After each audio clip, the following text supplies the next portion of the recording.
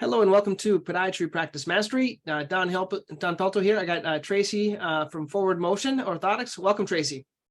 Good morning. Morning. Good afternoon here in Massachusetts. So Tracy, we did an interview some time back, and we talked about orthotics and kind of doing them. And I wanted to talk to you a couple of things. Whoever they're using for orthotics, a lot of times we get those prescription things, and you can choose like all the bells and whistles, like first ray cutout, metatarsal pad, Kirby Sky, top covers, things. To talk me through, like, you see a lot of like people sending them back to be like fixed and not done right. What are the people that aren't getting as many returns? Like, how can you avoid that? I know kind of what I think, but I want to know what you think.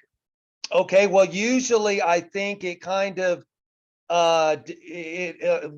once you understand that there's no like silver bullet for, if I order this, it's going to work for everything, right? So I think the best way is looking at what the diagnosis is and choosing, the shell material appropriate for that. Also take into consideration if you're like I always ask the doctors, what's the patient weight? What's the shoe size? So if you're looking for something more accommodative, some people you would switch to be semi-flexible rather than semi-rigid, because the bigger the foot, the longer the foot, the more flexible material is going to be. The heavier the patient, same thing. So if you have like a 130-pound woman that wears a shoe size 7, to her, the semi-flexible is going to feel accommodative. And where the semi-rigid would probably feel more like a functional type device, right? Because it's not going to have as much give. So it's going to be more controlling. So I think taking into account like things like that, diagnosis, plantar fascia, I always recommend a little more rigid. With like the Kirby Skies. You don't need to do them on everything, but like the flexible flat feet, pes planus, things like that, that is a really good addition to use. Get a deeper heel cup, like 16. Yep. And then the Kirby Sky is really good because you're going to address that rear foot control. But how many degrees? Like 4 degrees, 6 degrees? 4 degrees I recommend for mild, 6 degrees for more aggressive. I mean, I've done them up to 20 millimeters before, it just kind of depends on how bad the foot is. But what happens is you're getting that rear foot control, but you're not adding like an extrinsic rear foot post where they're going to hit heel strike. Then they're just going to pronate through that rear foot control. So now you're kind of adding a pronation motion to the orthotic as they go through their gait, when they've already got so much motion going on in their foot anyway. So the Kirby Skies are really effective on those kind of feet. And so it just depends, like I said, on the condition and the objective of the orthotic, right? Yeah. You're looking. I think a lot of us, you probably noticed, we all kind of get stuck in our little saved orthotics we have, and we tend to use the same ones over and over. And it's because they tend to work. And what I find, and I don't know, you can speak to this, but with orthotics, you can add all these bells and whistles, like metatarsal pad, cutouts, first ray cutout, all these things, three-quarter. But I find the more stuff I add, the more returns I tend to have. Like the ones that add a whole bunch of stuff, they tend not to tolerate it and want me to send it back and remove that stuff I just added. So talk to that a little bit. Okay, well, I've always believed it's best to start conservative. Okay, so if we need to offload this med head, and don't try to hit a home run, just address the issue. And then, because what happens is, like you said, if you add this and that and try to, get every little thing on there, well, what happens is when the patient comes in and they're like, man, I can't tolerate this or that. Now it makes it hard to boil down exactly which one it is that is really causing the problem. So to me, it's always better to start out simple. And then, in your office, okay, this isn't really working. Let me try adding a felt pad, or let me try modifying the rear foot, put a little something there to give it a little more varus. then that way, then once you've figured out, okay, this is what's working, this is what's going to help them, then that's when you can go try to do the adjustment, right? And make everything permanent. Because some people, they're just kind of patients, they're just kind of all over the place sometimes, right? They know what they don't like, but they don't really know why they don't like it, right? Yeah. And so sometimes you kind of have to experiment, which it's easier to do by addition rather than subtraction. You know, I always look at it, it's better to be able to add, because a lot of times in the patient mind, once we overstep that, you know, we've went too far, it's hard to reel it back in and get them to understand. But when they walk in the office and said, this is the problem, and the doctor can do something right there to help them out, that goes a long way towards, you know, them, okay, yeah, this is going to work. You know, sometimes if you swing for the fences on the first one, it kind of puts something in the patient's mind like, does this guy really know what he's doing? Right. So now let's talk about that. So let's say you're dealing with a 4-foot second metatarsalgia on the second met head. Is it better to do a second met cutout or a small met pad? Like, is one preferential? I would say for metatarsalgia, I would go with the metapad. Okay. A lot of times, you know, doing that is going to relieve the symptoms. Rather, the cutouts, I basically recommend for, you know, like calluses, chronic callus, you know, things like that. They've got a little ulcer there. You want to, you know, things like that. But usually for metatarsalgia, I think if it's just all the way across the 4-foot, you know, they just have 4-foot pain all the way across, I like to go with the metabar. And then if it's somewhere 2 through 4, then that's metapad's indicated. Okay. Now, what other types of, you said, like, what happens if they come in and you give them the orthotic and they find, what are the most common modifications we have to do in the office? I'll say the first 2 that I do. I sometimes have to put it on the sock liner and trim it a little bit because it's a little bit long. That's Okay. one thing I do because mine tend to be full length. And the second thing I do is I have an example here. Mine usually come with this felt on the bottom, but even with the felt, I can heat this thing up and I can drop down the arch a little bit. Yes. So those are the most common modifications that I do in the office. Are there other things that people are doing in the office? That's common. You know, the arch heights are something that is probably the most common modification. And this is true for all my years, whether it's a plaster cast, a biofoam cast, or based off a scan. Sometimes you don't know until they get on it how it's going to feel, right? Sometimes the arch might be a little too distal or a little too proximal. Heating it up and kind of doing that, it doesn't take a whole lot to make a big difference on these. Like our normal arch adjustments 4 millimeters, so and that's raise and lower, and sometimes it's not even that much, right? So and how do you guys do it? Do you make a new device? If I send it back and raise or lower the arch, do you make a new device, or do you take mine and heat it up? Most of the time we make a new one, just for the fact of sometimes on arch adjustments, when you especially raise the arch, if it's a big arch adjustment, well, what happens is when you push down and repress it to a cast, it's going to shorten the distal edge of the shell. So now you've raised the arch but made it shorter, the shell shorter. So really you're losing part of that arch control just because of the shell length now. Or it messes up the rear foot post. Now it's not sitting vertical. So by the time you repost it and put it to vertical, same thing, the heel line's all messed up. So for us, you know, by the time you get it, strip it, make a new cast, press it to the cast, after repost it, and it's still not going to be like up to our satisfaction, right? So for us, you get a better quality product. And it really doesn't take any more labor to you've already got the cast than to heat up a new shell and press it. And you're already going to have to repost the adjustment, right? Yep. So it's just, to us, it's kind of like, what's the most efficient way to get a good device? And so most of the time on those, we'll do a remake on it. Yeah. Yeah, there's a new system. You guys changed it a few months back where, you know, a lot of the places you return the orthotic, But now you Mhm. guys don't require returning it. You take a picture of it and you say kind of what's the issue and you send it back. And Yeah. that's kind of a neat change. Are there other people that do that? That's kind of a new thing. No, as far as I know, we're one of the few people that do that.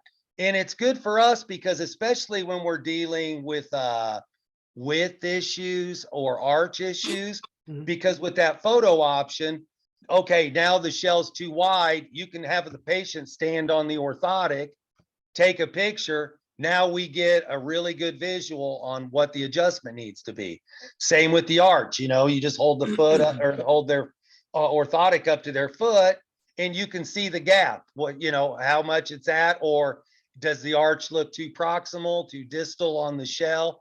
So for us, it's a much better way of doing things. And then the other advantage is that now you don't have to send them back in the mail. The mail's not getting any faster, right? And so it takes a week to get here, and then we have to start the adjustment after that. So that, adjustments usually took longer just for that reason. We're waiting on it. Where now they walk into the office, you see there's a problem, grab that iPad, go to the adjustment, take some pictures, enter in the information, and then boom, we got it that day. So for us, we found it's a much more efficient way to do it. We get better information as far as the adjustments, and like I said, the turnaround time is definitely better Now, doing it that way. what's your redo rate there? Do you have a percentage? Is it 1%, a 0.5%, or you're not really sure? Probably it depends. I would say probably our redo rate on things like widths, arches, stuff like that, right? Are probably 1%, maybe. Okay. It's not a very high percentage. A lot of times the adjustments also would be oh, the accommodation needs to be moved over here or there, or oh, that we need to add something to it, a metapad, whatever, accommodation, or subtract something, oh, the patient can't tolerate this thick metapad. Can you make it thinner or remove it? Things like that. Mhm. Okay, good. And what do you think? I know we talked a little bit before about the structure scanner. You guys have a proprietary scanning thing. Where do you see the future of this going in terms of orthotics? Is it the scanner going to get better? Are there better scanners, or is it good enough the way it is? Like, in what portion do you do of the orthotics? Do you actually fabricate, or do you like manage the other fabricators? No, we fabricate, and I think, and now we have the new iPhones are capable of using the cameras as well for the scanner. So we're still kind of tweaking the scans from those. Sometimes it depends on the phone as to how the scans come out. And so when we first started the iPhone scan, we noticed that we were sending out orthotics that were too small. So, and this was a common thing to that particular iPhone. And so we work with structure on getting like a Band-Aid going, but now we're really digging in with trying to the same way we did with the original structure scanner. So, it's kind of like you don't know what's going to happen until you actually do it, right? And so now we've kind of working with them on tweaking it. And so far the results have been pretty good. But the other thing is that like right now with the 3D printing and that kind of thing, we've really looked into a lot of that, but we're really not happy with the material limitation you have with those, right? And so, we manufacture our own materials, our own shell material. So for us, we haven't yet seen 3D printing that can match the variations in the quality of our shell materials compared to what you can do with a 3D scanner. So I look it probably down the road, that will be something as the 3D scanning or printer technology improves, that might be something we can incorporate into our manufacturing, right? But for right now, it's just not where we need it to be for us to want to use it for our devices as well. And then we still have like Charcot feet, things like that, that we still make plaster cast and do them. There's certain things that no matter what your correction software is, it just is made to make a normal cast, right? And so capturing the foot deformities you see on Charcot feet or things like that. Very flat feet as well, I You think. just can't mill a cast that has all that stuff in it. So when we get a scan like that, we actually just mill the raw foot from the scan. And then we use that to make the cast from, and then, we'll incorporate all the offloading and pockets that way. What's the so I want to talk about two things. The time frame, how long does it take? I know there's different speed velocities. How long does it take to do one? And then talk a little about AFO scanning as well. Okay, well, the normal manufacturing process, it's about I would say a day or so for each step. So, it starts out, we get the scan, we do the cast correction, then we mill the cast. So like the milling, the correction and milling would take a day. The pressing would take a day, grind would take a day, and then the finishing of it would take a day. Now that's an ideal world, right? So sometimes we run into, you never know what your volume is going to be or how much it is, right?